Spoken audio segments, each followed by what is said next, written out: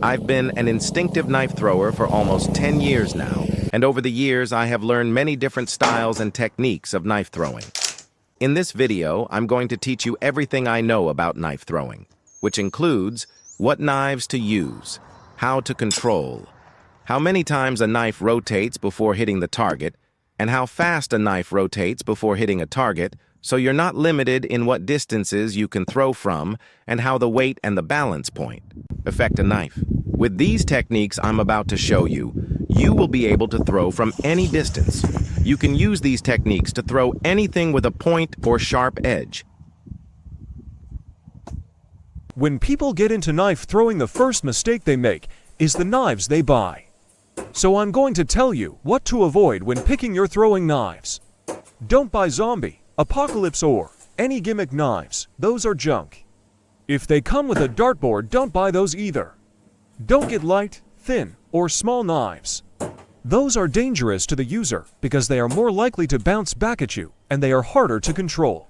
Now I'm going to tell you what to look for in a good throwing knife.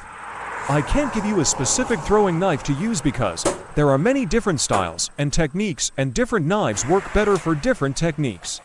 But I can give a general idea of what to look for. 1. You want a knife with a good weight to it because light knives are harder to control and they are more likely to bounce back at you when you miss. 2. For length, the shortest I would go is 8 inches and the longest I would go is 14 inches. The length of the knife you use will depend on the style and technique you're using. For example, with the style and techniques I throw, I use knives between 9 and 12 inches. There are two main styles of knife throwing. There is traditional rotation throwing and instinctive throwing. Traditional is a lot easier to learn than instinctive throwing, but it's not as versatile because one rotation has one set distance. Like half rotation might be 6 feet from the target and a full rotation might be 12 feet away. A rotation is how many times the knife rotates before hitting the target. Instinctive throwing is way harder to learn, but it is more versatile. Instinctive throwing is more versatile because you use different grips and techniques to speed up and slow down the rotation of the knife.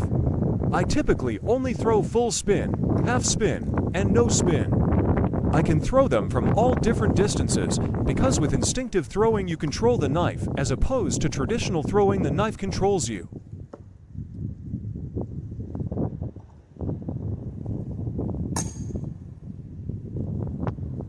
With instinctive throwing, it is easier to hit moving targets or hit targets while you're moving.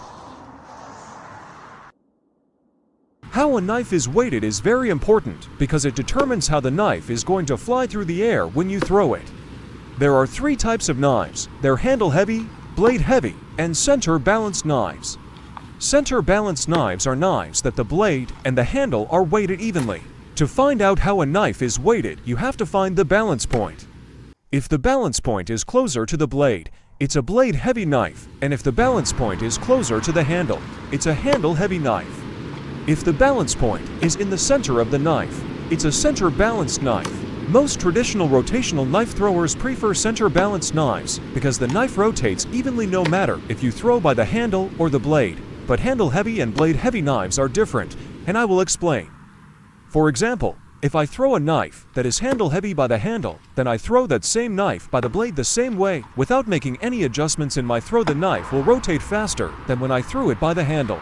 The cool thing about instinctive knife throwers is that some throwers prefer differently weighted knives depending on the style and techniques they throw. If you throw the knife and the handle sticks up, that means you over-rotated the knife. You can either move closer or slow down the rotation of the knife.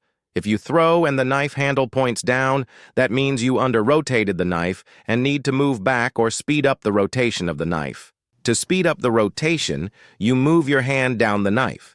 Another thing you can do, use more wrist flick when you throw. To slow down the rotation of a knife, you can use less wrist flick, turn the knife sideways, put a finger on the spine or across the flat of the knife, and push on the spine or the flat side of the knife with your finger or a combination of all those things depending on the distance.